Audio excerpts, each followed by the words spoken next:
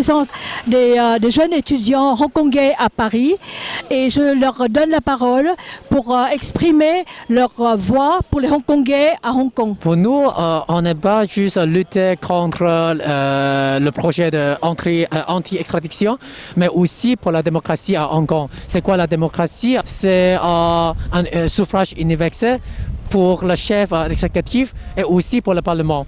Parce que maintenant, la démocratie n'est pas complète pour le Parlement à Hong Kong. Juste la moitié de Parlement qui sont directement élus par les citoyens hongkongais. Mais comme ça, le gouvernement chinois peut manipuler l'élection très facilement.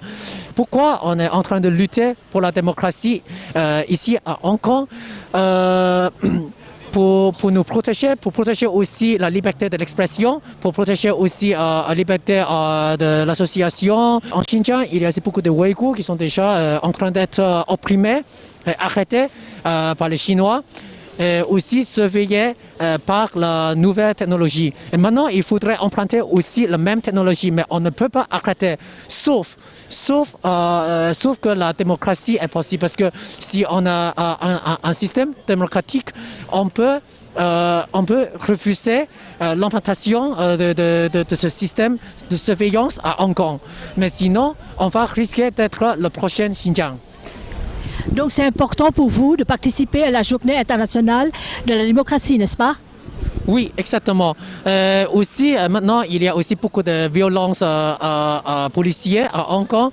Il y a la crise humanitaire. C'est pas juste les policiers, mais aussi le gouvernement a coordonné, a fait aussi des triades pour attaquer les citoyens ordinaires à Hong Kong. Je pense ce qu'on voit aujourd'hui au Tibet. Il y a toutes sortes de libertés bafouées par la Chine communiste.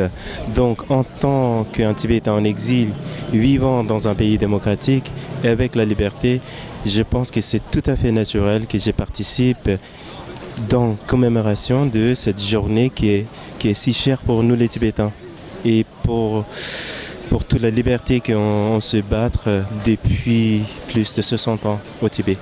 Nous, les jeunes en particulier, nous devons protéger cette notion. C'est dans notre sang. Nous ne pouvons pas vivre sans démocratie maintenant. Nous devons nous battre pour que le monde soit démocratique, pour que le Vietnam soit libre et démocratique.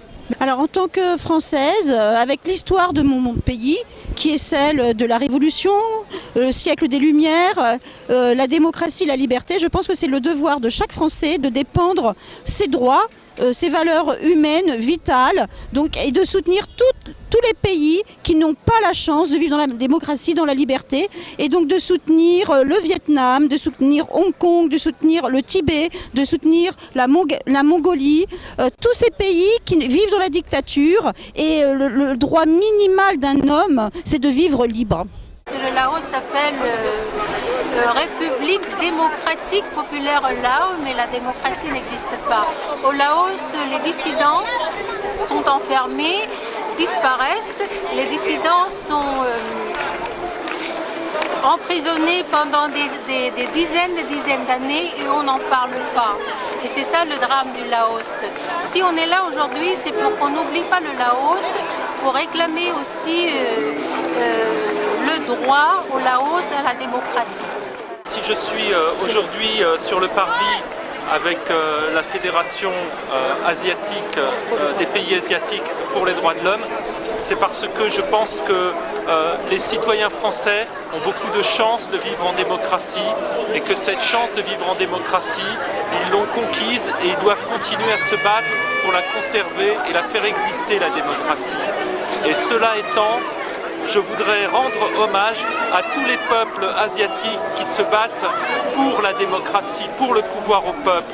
Le peuple vietnamien, le peuple laotien, le peuple birman, et tous les peuples, et notamment le peuple tibétain, mais aussi je voudrais saluer les Chinois d'outre-mer qui se battent pour une démocratie dans leur pays, pour que les droits fondamentaux soient respectés, c'est-à-dire le droit de s'associer, le droit de former des partis politiques, le droit d'avoir une presse indépendante et une justice indépendante sont des droits fondamentaux qu'il faut rappeler tous les jours au peuple français qu'ils sont fragiles et qu'il faut se battre pour les conserver. Et ce que vous faites permet de faire comprendre au peuple français qu'ils doivent se battre pour vous aider et que ce que vous faites, ça les aide aussi à conserver vivante la démocratie dans nos pays occidentaux. Donc je voulais vous en remercier et ma présence est pour rendre hommage à tous ceux qui souffrent, tous ceux qui sont emprisonnés pour des délits d'opinion, des délits de conscience dans les pays que vous représentez. Merci beaucoup pour ce que vous faites et je vous encourage à continuer à mener ces combats essentiels pour les droits de l'homme. Merci Monsieur le maire.